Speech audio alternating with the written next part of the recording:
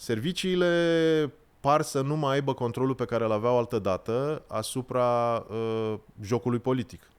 De ce? Pentru că e posibil să putem face presupunerea că sunt fragmentate. Au apărut facțiuni în interiorul lor. Nu e prima dată, dar de data asta se pare că facțiunile sunt mai apropiate ca pondere. Bună ziua și bine ați venit la Perspective, un podcast powered by Casavenci în care analizăm România și lumea fără filtru. Astăzi este alături de mine Doru Bușcu, omul care a transformat satira în autopsie publică. Vom vorbi despre putere, impostură, ridicol și despre comedia involuntară pe care o produc zilnic oamenii care se iau mult mai în serios decât îi ia istoria. Doru Bușcu, bine ai venit la Perspective. Sunt deja acasă dacă scrie Casavenci Sigur. pe titlu. Sper că pot să spun ce vreau aici. Da, măcar aici. Bun. Măcar la tine acasă, ca să zic așa. Aș vrea să plecăm în discuția asta de la ultimul editorial pe care l-ai scris. Am văzut că titlul este așa: 3 mediocri nu se dau plecați de la vârful statului. Cine sunt mediocri de la vârful statului și cum au ajuns ei acolo? Pentru cei câțiva cititori care n-au apucat să parcurgă editorialul, sunt 3 oameni care frânează, să spun așa, dezvoltarea politică, extracția dintr-o situație de blocaj care grevează pe întreaga economie, pe societate, pe companii, pe PIB, pe deficit, pe orice, și care păstrează acest blocaj pe de o parte din motive de captivitate, nu pot evada din situație, pe de altă parte din motive personale, dorința de a rămâne acolo. Rămâne de văzut în cazul fiecăruia și putem comenta lucrul ăsta cât e neputință și cât este voință sau încăpățânare. Dar cei 3 sunt Nicușor, președintele nostru, Ilie Bolojan și Sorin Grindeanu. De ce configurația asta, care să spunem este heterogenă? Așa. De ce? Pentru că suntem la un an după ce Nicușor a arătat tot ce se poate, în toate felurile, a făcut pe dracu în 4 să arate că nu-i potrivit pentru funcția de președinte și logic ar fi, fără să am nicio intenție subversivă, logic ar fi ca omul să predea mandatul și să lase ca cei 4 ani, lipsiți total de surprize în ceea ce privește performanțele lui, să fie la dispoziție, să alcătuiască un viitor mai optimist al țării. Mă gândesc la o demisie, la o plecare de bunăvoie, nu mă gândesc la un atac prin Parlament, dar e posibil ca și lucrul să se întâmple până la urmă, dacă crește presiunea socială și depresia economică. Ilie Bolojan, care și el, la capătul unui an, a arătat că poate să sugrume cu mare abilitate economia, practic motoarele de creștere ale economiei, consumul și taxele, adică crescând taxele și scăzând consumul, e ca și cum ai dezumfla roțile tractoare ale unui automobil. Sau forța portantă, cum ai dezangaja forța portantă a unui avion. Și al treilea este Sorin Grindeanu, care practic a generat blocajul politic din ultimile 2 luni, prin moțiunea de cenzură în care și-a atacat, ca o boală autoimună, și-a atacat partenerii de coaliție și fiind incapabil să vină cu o soluție politică. Dar problema lui este alta. Problema lui este că duce un partid care, deși are trecutul istoric extras din nomenclatura comunistă și din securitatea clasică, e un partid care avea o funcție socială adecvată pentru societate. Exista o pătura perifericilor, pătura oamenilor care n-au un orizont economic de prosperitate imediată, duc o viață modestă și pentru acești oameni de care societatea nu se poate dispensa, care reprezintă o componentă activă, clară, legitimă a societății. În primul rând mare, o pătură majoră. Mare și care descrie și, de fapt, lipsa de performanță economică. Oricum, oamenii ăștia, e bine să stea în captivitatea politică a unui partid ceva mai european, cu ghilimelele pe care le tot schimbăm în ultima vreme, decât să cadă în prizonieratul unui partid patriotard suveranist cu accente extremiste. Eu nu acuz un partid că ar fi acum extremist, deși am scris-o în repetate rânduri, pe punctual, partidele sunt partidele suveraniste. Oamenii din partide pot fi, sigur. Prin oamenilor se exprimă extremist. Dar acest curent încurajează un anume tip de violență. Socială, verbală, mediatică, la un moment dat poate chiar politică. Prin urmare, acești oameni blochează, nu numai politic, blochează și economic evoluția spre bine a societății.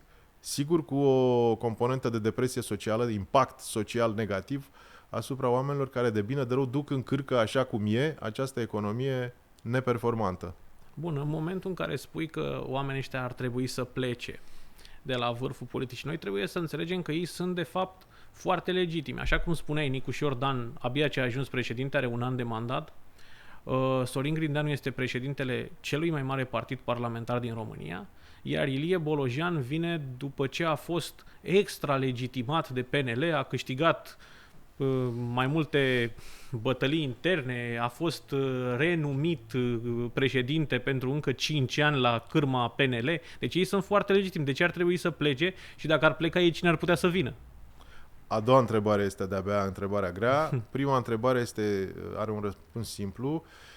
Trebuie să plece pentru că pur și simplu țin pe loc lucrurile. Este evident lucrul ăsta, este demonstrabil cu cifre, cu fapte, cu evenimente, cu documente, cu replici din discursurile lor și mai ales cu măsurători care arată nivelul mare de nemulțumire al societății față de ce au făcut.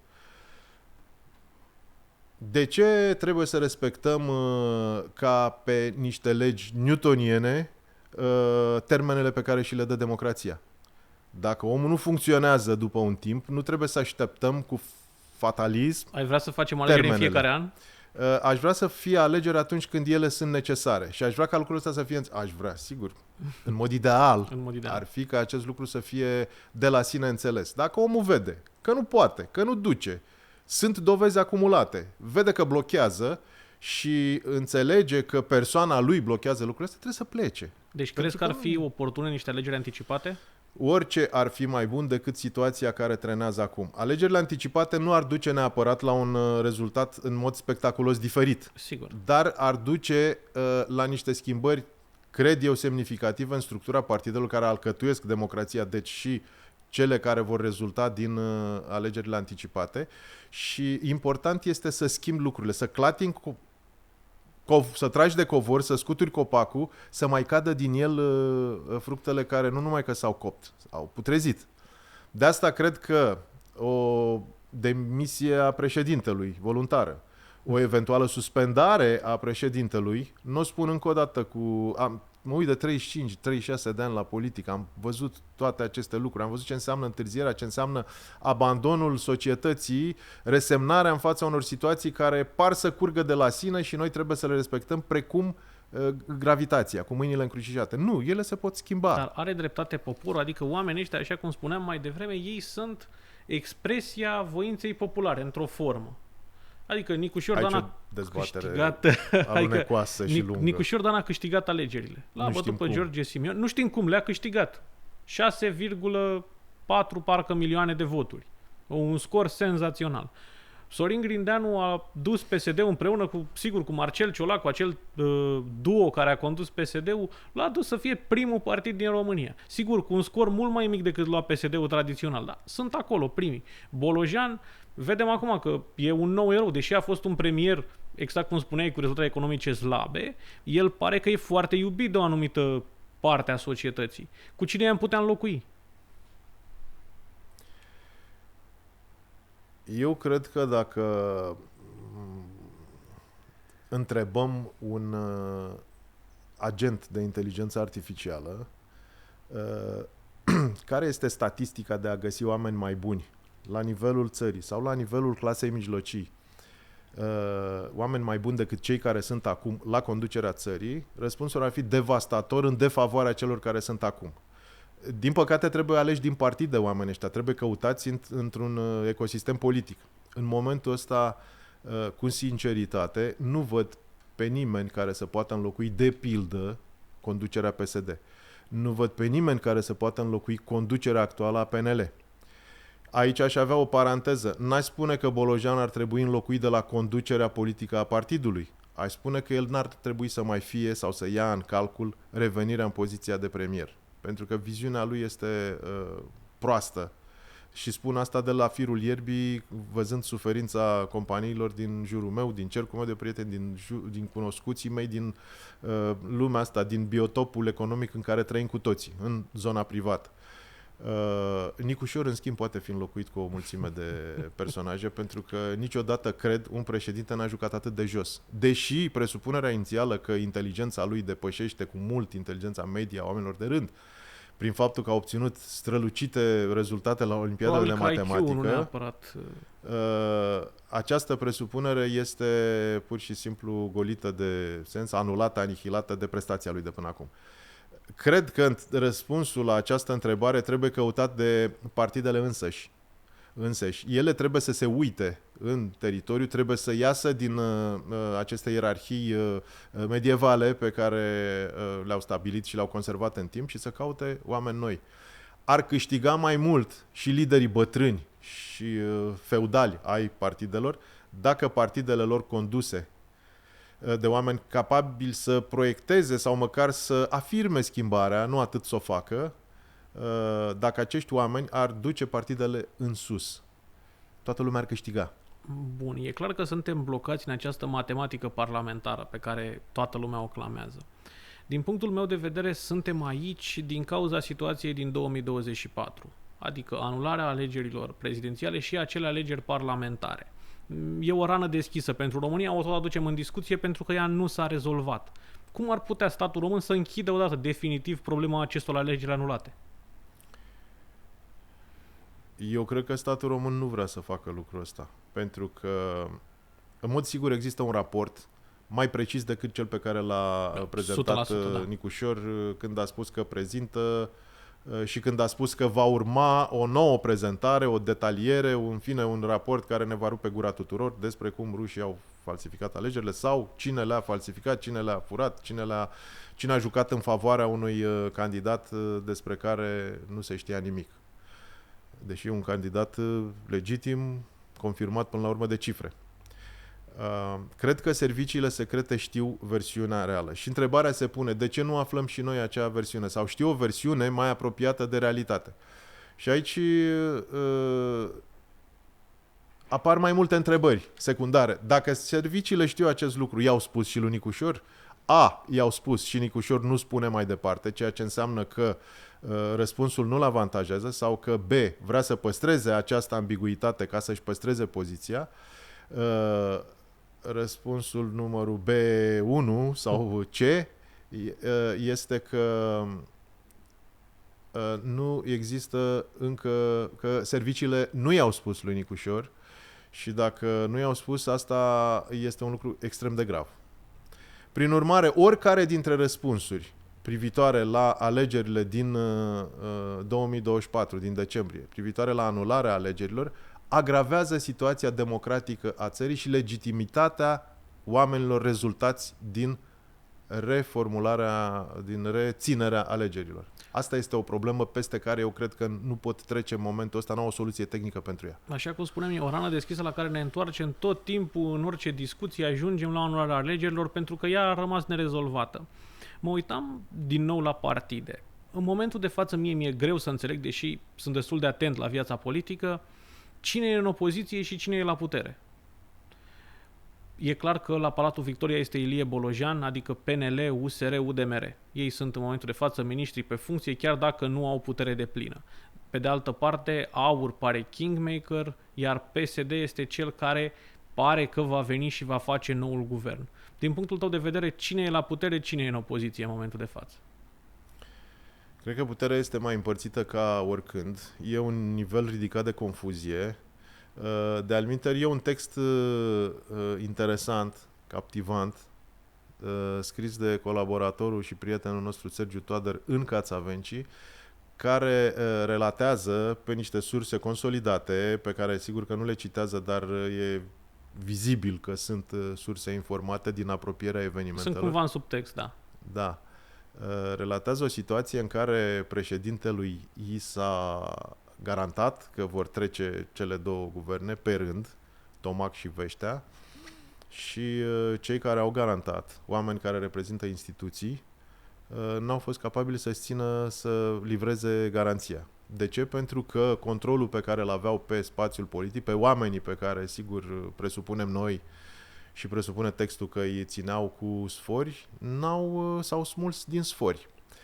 Prin urmare, serviciile par să nu mai aibă controlul pe care îl aveau altădată asupra jocului politic. De ce? Pentru că e posibil putem face presupunerea că sunt fragmentate. Au apărut facțiuni în interiorul lor. Nu e prima dată, dar de data asta se pare că facțiunile sunt mai apropiate ca pondere.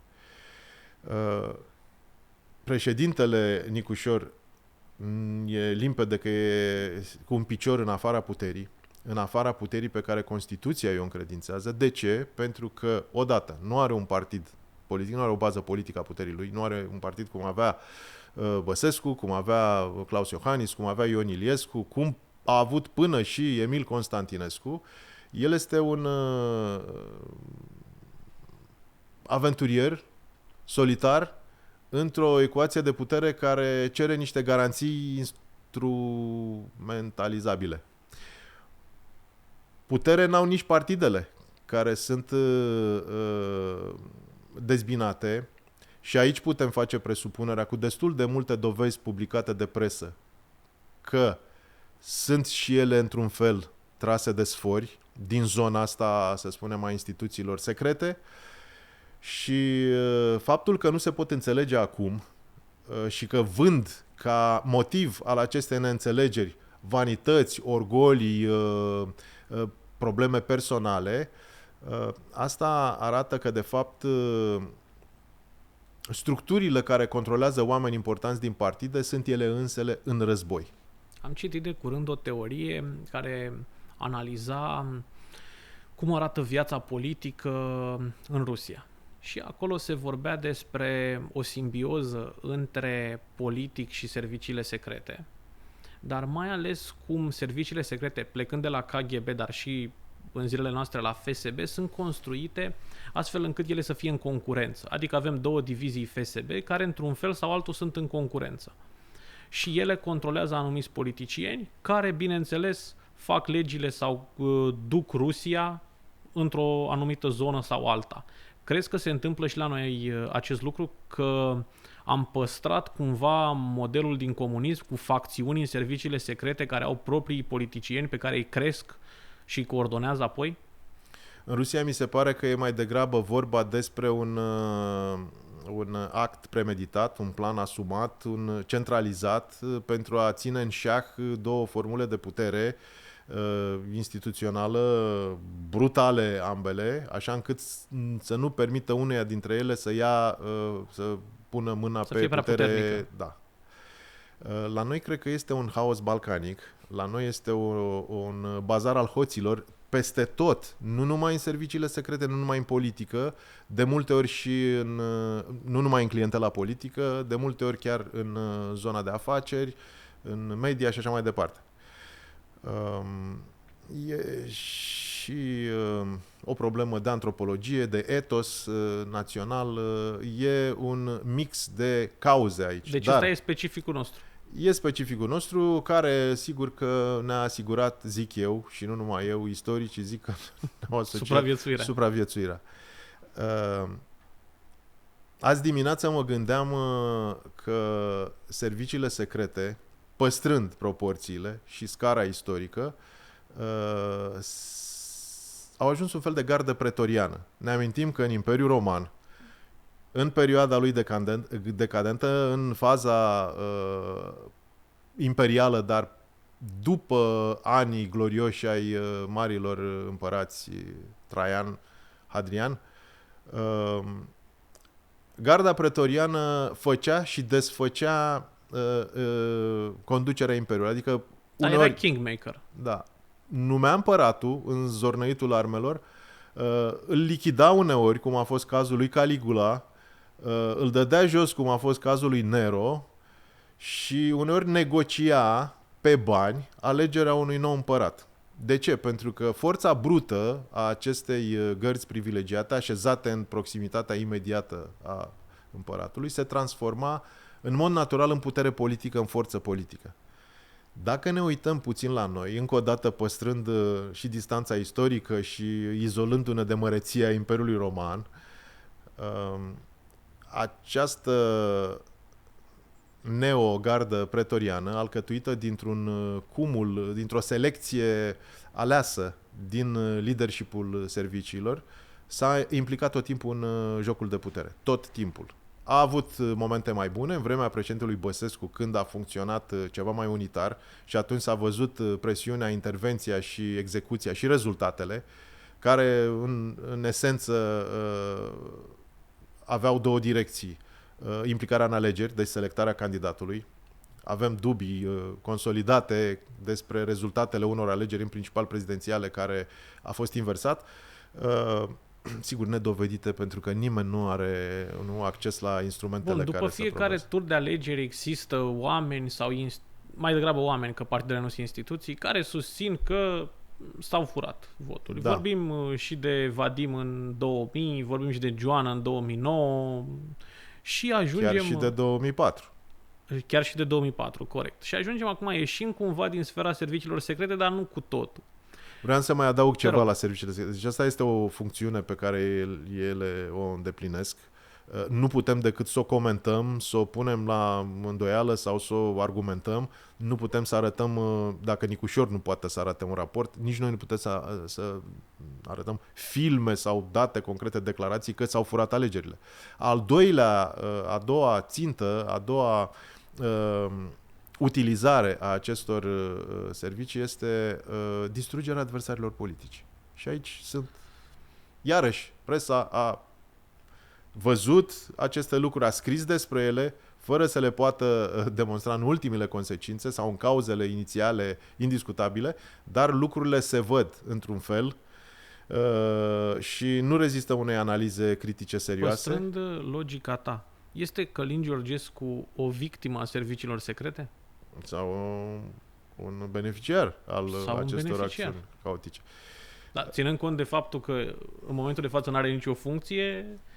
Eu cred că era imposibil ca el să nu fie văzut. Ori cei din servicii care au instrumente despre care am citit în presă că sunt foarte consolidate și ei l-au declarat. Foarte scumpe, în primul rând. Consolidate mi-e neclar. Bun, și fac parte dintr-un plan de cyber security asumat în cadrul NATO, adică oamenii ar trebui să fie competenți. Și eu cred că sunt competenți.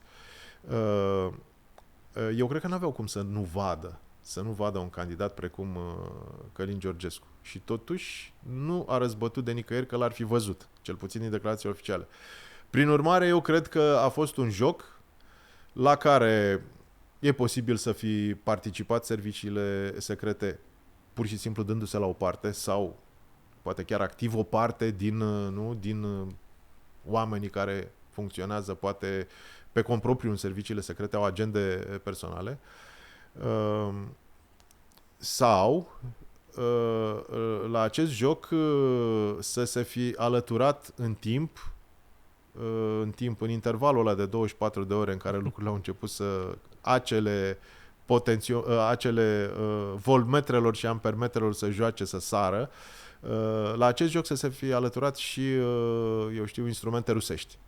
Numai că noi plutim într-o ceață în care încercăm să înaintăm doar cu presupunem, doar cu capete de dovezi, cu fapte pe care încercăm să le lipim, să facem o imagine generală a unui puzzle pe care suntem în poziția fostului președinte, privind cu îngrijorare și atenție și cam atât. Mai mult cu îngrijorare. Atenția a fost permanentă, și dar degeaba îngrijorarea crește. În situația actuală am vorbit de ruperea partidelor, am văzut ce s-a întâmplat la PNL, în care partidul, chiar dacă nu de iure, ci de facto, el este rupt în momentul de față. Se vorbește de același lucru la AUR. Vezi în viitorul apropiat o rupere a partidelor? Mă refer în principal la AUR și la PSD? Dacă ar exista, să spunem, o gândire unitară la nivelul instituțiilor de forță, și aici mă refer la serviciile secrete, nu cred că mai există, dar dacă ar exista, logica lor ar fi, pentru a-și conserva privilegiile și a-și extinde teritoriul puterii, Logica lor ar fi să nu mai permită niciunui partid să depășească un procent care îl face inatacabil, neșantajabil, riscant, periculos, capabil să schimbe legile de funcționare ale acestor instituții. Și atunci aceste partide ar trebui nu neapărat date în jos, cât fărâmițate. La PSD s-ar putea să nu mai fie nevoie de vreo fărâmițare pentru că partidul se duce în jos. La PNL însă, fărâmițarea nu cred că este în momentul ăsta, nu pune în situație critică partidul, pentru că Steaua lui Bolojan, care după mine nu este un om politic, să spunem, de nivel înalt, dar Steaua lui Bolojan, pentru că a trecut prin acest episod de agresiune și a fost foarte hotărât să respingă atacul puciștilor, Steaua lui Bolojan, steaua lui politică crește. Prin urmare, PNL este în momentul ăsta al doilea partid alături de AUR care are un lider. E posibil ca mai târziu calitățile subțiri politice ale acestui lider să iasă la iveală, dar în momentul ăsta PNL e într-o revenire, după mine, morală. Uite, spui că Bolojan nu are neapărat calități de lider politic. Din punctul meu de vedere, Bolojan a fost un premier slab, dar se dovedește a fi un om politic mult mai bun decât a fost ca premier. Da, dacă scoatem contextul, dacă scoatem ajutorul adversariului, adică autogolul, dacă îl scoatem, s-ar putea să nu rămână mare lucru din el. Bolojan, dacă era un om politic, să spunem, de nivel înalt, nu făcea ce a făcut ca prim-ministru, pentru că și... Nu ajungea în situația dată. Nu, guvernarea executivă este o componentă a dimensiunii tale de om politic. S-ar fi sfătuit, ar fi găsit o cale, sigur, ceva mai eficientă politic de a guverna în anul ăsta. Nu poți să nimicești economia și să lovești societatea, mai ales în păturile ei slabe, vulnerabile. Mergem mai departe în această zonă să vorbim un pic și de politica externă a României. Noi astăzi suntem în mijlocul summitului de la Ankara. România este reprezentată la acest summit de președinte, ministrul apărării, ministrul de externe și reprezentanții ai unor companii autohtone de armament. Cum crezi că va schimba summitul ăsta și reprezentarea noastră acolo situația de la Marea Neagră și viitorul nostru în NATO și în regiune? Nici cum. Nu cred.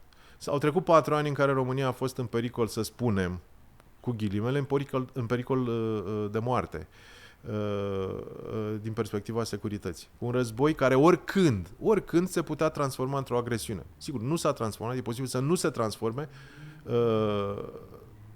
Sperăm cu toții să nu se întâmple asta, dar în intervalul ăsta de 4 ani și ceva, oamenii politici n-au făcut nimic.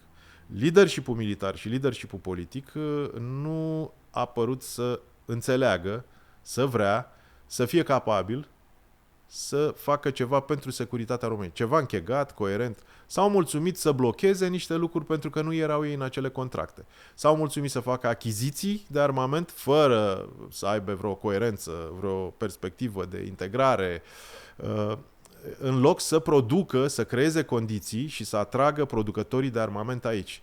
E contradicție totală cu logica oricărei strategii militare. Cred că e prima dată, cel puțin eu nu știu să se fi întâmplat în trecut, când într-o misiune diplomatică de anvergură, România duce la un summit NATO reprezentanții companiilor de armament. Poate s-a întâmplat, eu nu știu să se fi întâmplat în trecut, cel puțin în perioada vag recentă.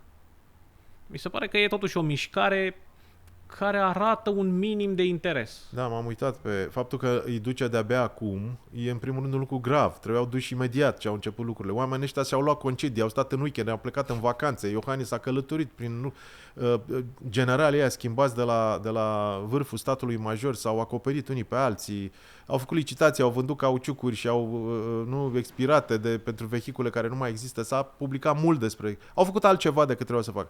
E foarte bine că acum se întâmplă lucrul ăsta și eu scriu de mult despre faptul că există un potențial local pe care România îl are, un potențial de know-how și chiar de producție în zona a dezvoltării munițiilor aeriene vehiculelor aeriene și marine și navale fără pilot. Există companii care au experiență îndelungată în zona asta și companii care n-au fost băgate în seamă, deși de peste un deceniu ele livrează nu numai cercetare și dezvoltare, livrează produse, prototipuri, arată disponibilitatea de producție. Ca să fie clar, te referi la drone, practic. Mă refer la drone marine, aeriene, la sisteme de monitorizare a spațiului aerian, la radare speciale, la sisteme de securitate care pot proteja nu numai frontierele, dar pot proteja și viitoarea exploatare de gaze din Marea Neagră. Aceste lucruri au existat de ani de zile. Eu personal am avertizat ministrii apărării, i-am trimis să vadă aceste companii. Vorbim de ani în urmă, nu vorbim de acum, imediat după războiul după ce a început războiul. Am avertizat prim-ministri, ministri, șef de stat major generale, am vorbit, am publicat, am scris despre aceste... Nu s-a întâmplat nimic. Bun, acum Nicușor probabil că la presiunea contextului încă o dată a luat niște oameni cu ei. E bine, m-am uitat, a luat niște companii, una din ele cel puțin este extraordinar de bine implicată în zona asta de competență, pentru că se ocupă de vreo 15 ani de drone, e și acolo. E un lucru bun. Nu cred că se va întâmpla însă nimic important. În primul rând că România nu are o gândire cu privire la propria securitate. 2. Această gândire, dacă ar exista, este fărâmițată, distrusă de oamenii care au interese din structura puterii politice și militare, care au interese personale. Din categoria ZISU. Cine ar trebui să facă acest plan? Adică nu ar trebui oamenii politici, în primul rând, să vină cu o gândire strategică pentru România, ca mai apoi oamenii din armată, servicii și așa mai departe să se plieze fiecare pe gândirea politică, democratic, teoretic, oamenii oameni politici să vină cu o gândire. Oamenii politici, ca și oamenii care conduc armata, sunt proști. Nu mă fie să spun lucrul ăsta, mai mult decât asta, am scris în repetate rânduri. Prin ceea ce au făcut ei sunt agenți ai Rusiei, pentru că ceea ce au făcut defavorizează România în raport cu agresiunea potențială a Rusiei. Sunt agenți ai Rusiei, unii din prostie, unii din, să spun, din nepăsare, alții poate că vor avea chiar program și alții poate chiar cred că Rusia e un potențial partener, e ceva bun. Vedem destul de des exprimate lucrurile astea pe canale, prea des în ultima perioadă.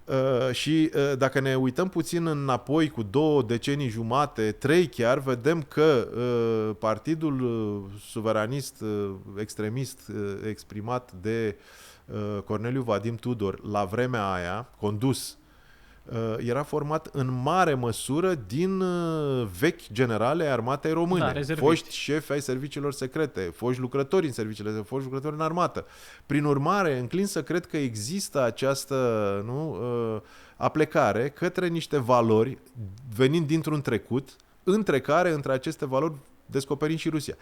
Prin urmare, cred că există și o bună credință cu ghilimele în favoarea Rusiei, în convingerile acestor oameni, pentru că unii chiar cred că e mai bine cu Rusia decât cu alții. Tot acest context conturează sau scoate o concluzie politică greșită și duce la o acțiune politică greșită care joacă în favoarea Rusiei. De-aia îi numesc agenți ruși pe acești oameni și nu m-am sfiit să le public numele. Sunt președinți, sunt foști prim-ministri, foști președinți, foști ministri ai apărării, foști șefi ai statului major, foști șefi de arme.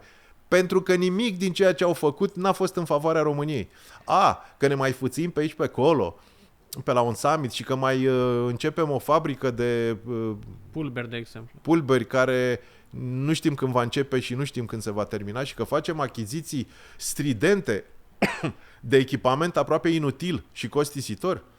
Da, ai putea spune că cineva se preocupă, dar nu așa se scrie planul de securitate practic și real al României. Apropo de această problemă geopolitică în care am intrat, se vorbește mult de Europa și SUA. La acest summit, cel mai probabil Trump va anunța că va retrage o parte din personal și, în orice caz, submarinele militare americane se vor retrage din Europa, ca Europa să își contureze mai puternic propria securitate.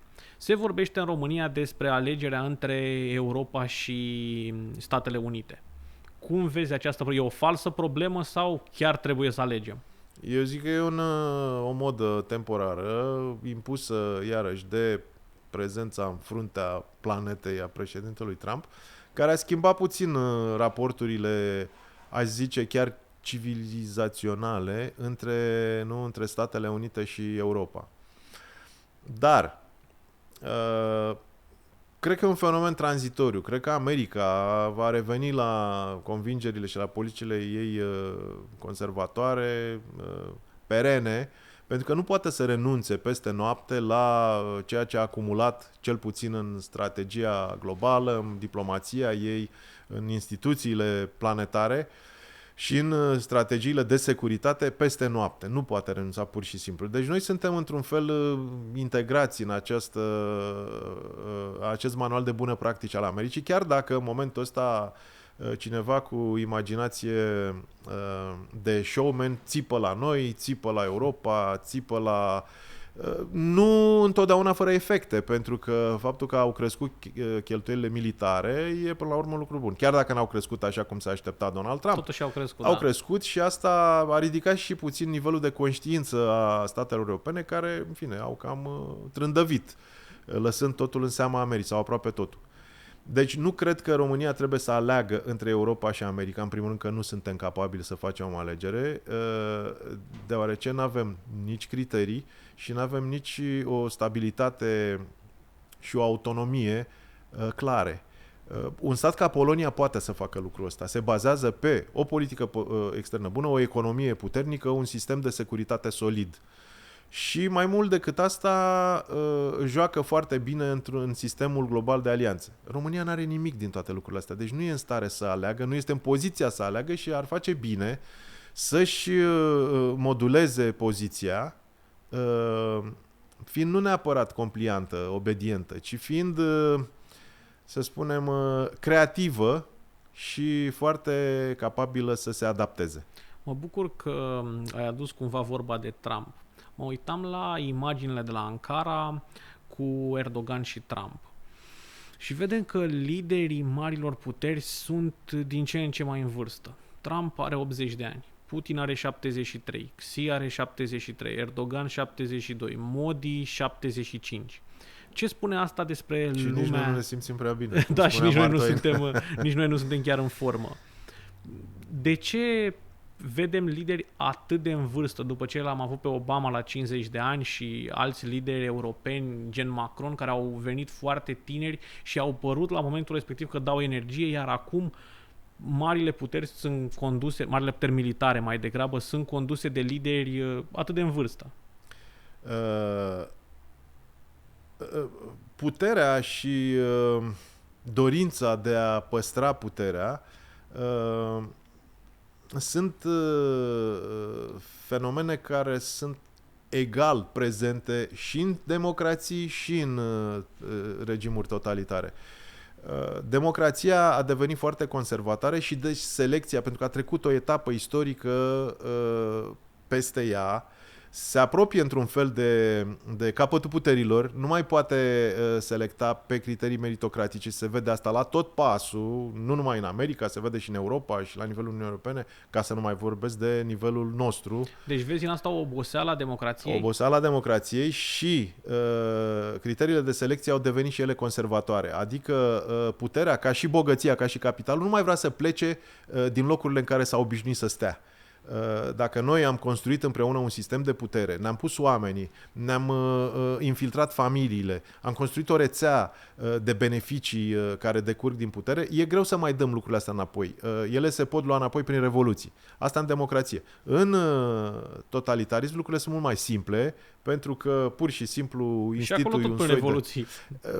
Revoluțiile sunt mai greu sunt mai violente, mă gândesc, sigur, dar sunt mai greu de pornit, pentru că au nevoie de ajutor din afară, neapărat, și sistemele care păstrează puterea sunt mult mai bine înarmate, mult mai bine organizate și mult mai interesate să rămână alături de lideri, pentru că ele, dacă pică liderul, dacă se schimbă structura de putere, ele pot fi confruntate cu pierderea averii, chiar vieții, privilegiilor și așa mai departe.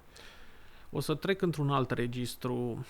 Dacă te-ai trezit mâine dimineață și ai fi președintele României, primul telefon pe care l-ai dat în afara României, pe cine ai sunat și de ce?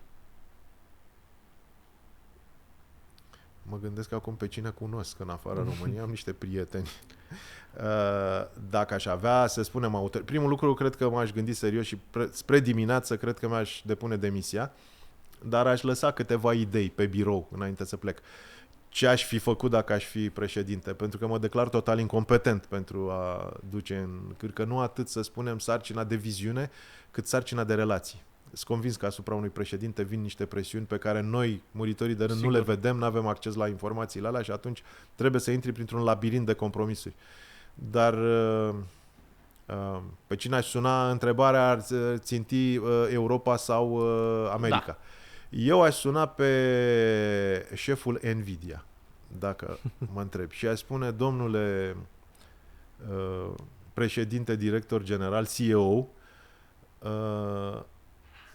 vreau să-ți fac o ofertă pe care nu o poți refuza.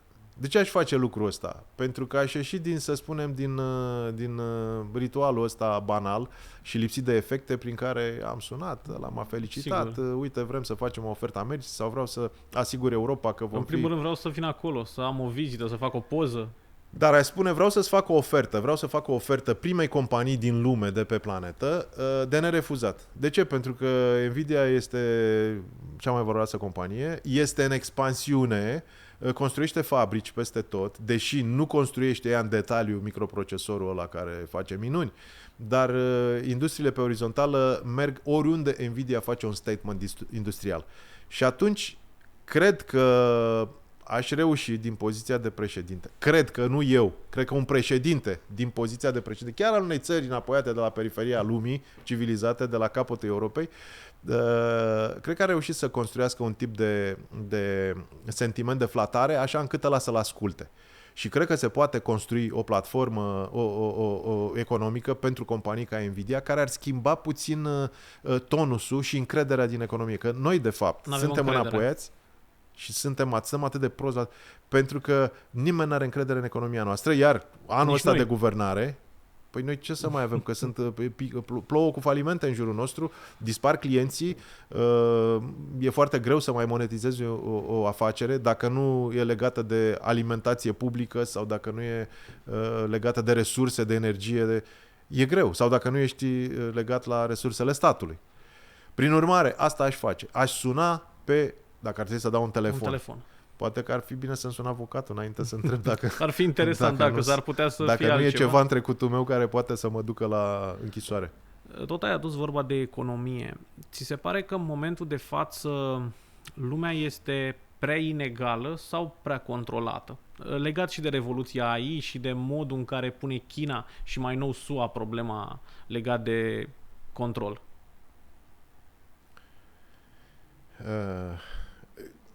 E evident că nu a trebuit să așteptăm apariția AI-ului ca să avem sentimentul, dacă nu chiar certitudinea, că lumea este controlată prin aceste instrumente de tehnologie care aparțin în egală măsură sau în mai mare măsură statelor care dețin cetățenia acelor proprietari care dețin companiile în acte. E clar că acele companii reprezintă un succes în primul rând ca urmare a sprijinului pe care l-au dat statele și e clar că ele dau în schimb informații, baze de date.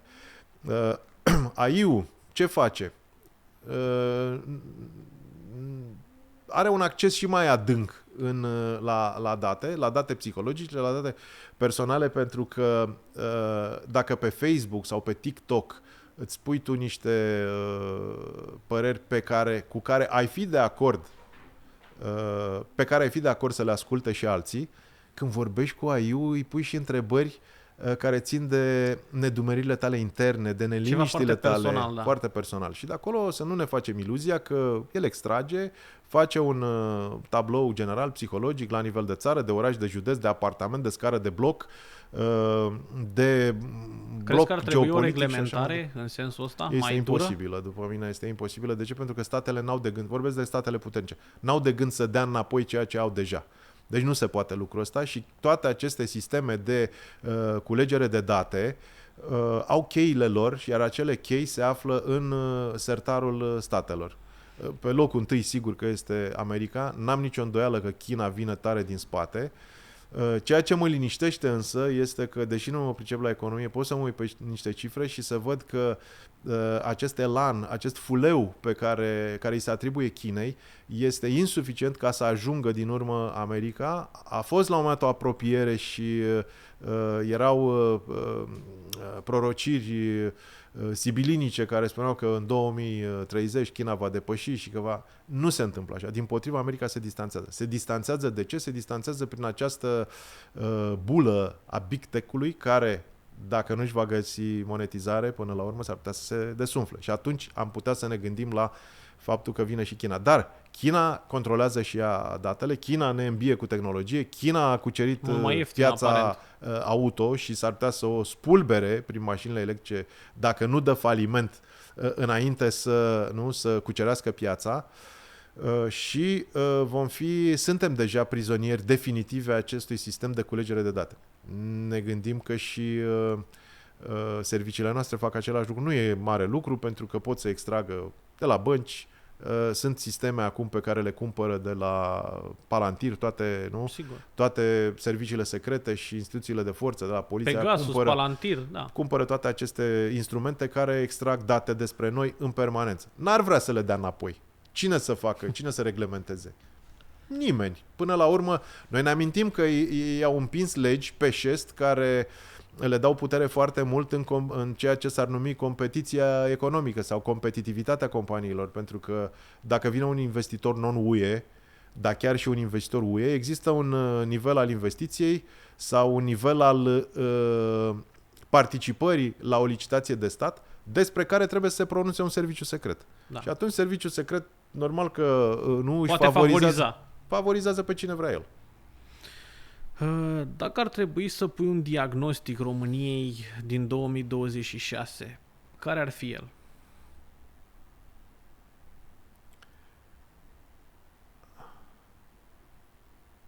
Mă gândeam la ce ne-ar lipsi nouă ca să găsesc un model, eu știu,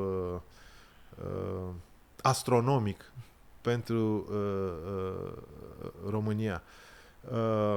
Și că atunci când au început să se uite spre stele, grecii și apoi savanții din Evul Mediu, apoi cei din epoca iluministă, au tot schimbat modelul astronomic din care făcea parte Pământul. Ba în centru, Ptolemeu a spus că Pământul e în centru și în jurul lui se învârt soarele și tot ce vedem pe cer. 1500 de ani mai târziu a venit Copernic și a spus nu, Pământul este în centru și restul corpurilor cerești se învârt în jurul lui, dar pe orbite circulare. Era ceva mai aproape de realitate, dar nu era tocmai realitate. A venit Kepler și a spus că de fapt se învârt pe elipse, dar se întâmplă lucrul ăsta deoarece matematica o cere. A venit Newton și a spus, stați puțin, e vorba de fizică aici. Există o lege care obligă planetele să stea pe... Și această lege este legea gravitației, inexplicabilă, filozofic, explicabilă prin matematică, dar este fizică, nu matematică. Ei, dacă ne uităm la sistemul ptolemeic, ăsta este un sistem suveranist, adică România este în centru și în jurul nostru se învârt toate. Este rupt de realitate, nu se poate întâmpla asta. E o propunere politică care scapă din vedere valoarea gravitațională a Pământului, adică a României. Nu însemnăm atât de mult încât să facem să se învârtă. Apoi Copernic, care spune că de fapt în centru este soarele și toată lumea se învârte circular în jurul lui. Este o formă de conformism pro-occidental, adică ne uităm la toți ca la soare și noi disciplinați rulăm pe o orbită circulară. De-abia Newton vine și spune că, de fapt, situația e mai complexă, cum spunea într-un spot publicitar Dorel Vician, viața e complexă. Sunt multe determinări pe care trebuie să le înțelegem. E foarte important să înțelegem realitatea și să ne înscriem pe acea orbită pe care ne corespunde. Dar cunoscând foarte bine legile care ne țin pe această orbită. Ei, ca să ajungem la nivelul ăsta e nevoie de o clasă politică care a mers la școală, e nevoie de o clasă politică care n-a furat la bacalaureat, n-a mințit cu doctoratele, n-a făcut nu știu câte școli de securitate și nu și-a șters apoi, nu a plagiat. Oameni care au ajuns acolo netrași de păr, ci împinși de o educație, împinși de o selecție meritocratică. Nu se poate lucrul ăsta, dar, cum vorbeam la începutul discuției noastre, de-aia ar fi binevenită orice tip de schimbare. Orice s-ar întâmpla ar fi mai bine decât să stăm încremeniți în poziția asta. Chiar dacă se poate să ne fie mai rău, dar uneori o criză se poate stinge printr-o nouă criză. Așa cum o flacără de sondă se stinge cu o explozie, care produce la rândul ei pagube, dar produce și un șoc care poate să stingă flacăra. Spun că nu e bine să așteptăm, că așteptăm de 2000 de ani să ni se întâmple ceva și să vină din altă parte salvarea. Democrația are limitele ei, le-am văzut cu toții, le înjurăm toată ziua, le criticăm, nu putem să renunțăm la ea, dar pe de altă parte trebuie, cred, ca societatea să iasă puțin în stradă, să se uită la felul în care manifestează francezii, grecii, pentru că în ultimă instanță, dacă nu-ți ceri cu o anumită vehemență drepturile și nu pui un anumit tip de presiune fizică, puterea niciodată nu cedează. Și așteptăm deja, ai văzut că de-abia ce s-au încheiat alegerile și toată lumea vorbește despre viitoarele alegeri. Exact. Cum se reconfigurează, cu cine votăm? Păi stai puțin, dar intervalul ăsta de 4 ani reprezintă viața noastră. O trăim așa pe o așteptare și pe niște calcule care duc la același rezultat. Și trebuie toți zguduiți. guvernează în ideea că să ne poziționăm pentru 2028. Ce o să facem în 2028? Vom fi mai bătrâni, mai bolnavi, mai săraci. Nu-i bine să oprim parcursul ăsta maladiv. Ca să terminăm într-o notă optimistă, vom avea anticipate sau nu? Eu sper să avem ceva care aduce a schimbare. Că vor fi anticipate, e mai greu de crezut. De ce? Pentru că există un instinct de conservare primitiv pe care toți oamenii din Parlament și oamenii care acum conduc partide care sunt în pierdere de capital electoral nu au chef de aceste alegeri. Dar trebuie să se întâmple ceva. Dacă iar se întâmplă un fenomen de genul să facem din nou o horă a unirii, să vorbim din nou despre rotativă. Rotativa înseamnă conjurația proștilor. Adică să ne asigurăm că tot noi suntem, fără niciun criteriu de selecție. Uniunea Națională. Da, și genul ăsta de guvernare este ineficient. În Germania, da, sigur că se poate uni dreapta cu stânga. Și acolo am văzut că de fapt a dus tot la o problemă. Tot au crescut și acolo, a crescut AfD-ul da, și așa dar funcționează economia. La noi nu funcționează economia. Noi stăm atârnați de parașuta fondurilor europene. Și în securitate și în economie trebuie să ai, propriul tău mecanism de a produce bani, bunăstare, trăinicie economică. Ori până când lucrul ăsta nu se rezolvă, nu ne putem aștepta la mare. Iar oamenii care sunt acum în funcție nu sunt capabili să privească cu atenție la mecanisme serioase de reabilitare economică. Chiar dacă e un risc. Chiar dacă e un risc să scazi taxele acum. Dai o șansă economiei. Ești incapabil să fii interlocutor. Nu știi ce argumente să dai la Bruxelles. Du-te acasă. Lasă pe altcineva. Trebuie să-ți iei un risc. Fără acest risc. Pentru că cine va produce în țara asta? Oamenii care muncesc, oamenii care au ce să muncească. Dacă tu le tai salarii, dacă tu le scoți companiile din funcțiune, nu mai are cine să producă. Și din ce în ce mai mult va trebui să ne împrumutăm și din ce în ce mai mult o să ajungem în raza de acțiune a Fondului Monetar Internațional și acolo nu mai discuți. Dacă spune privatizează aia, poate să se tăvălească Călin Georgescu pe jos. Că avem valori și că avem energie și că avem resurse. Spuneam că se privatizează. Că terminăm într-o notă optimistă și ai ajuns inevitabil la femei și la criza economică. S-ar putea la un moment dat asta să fie varianta optimistă pentru noi. Varianta optimistă, exact. Mulțumesc mult, Doru Bușcu. Ne vedem data viitoare la Perspective by Cațavenci.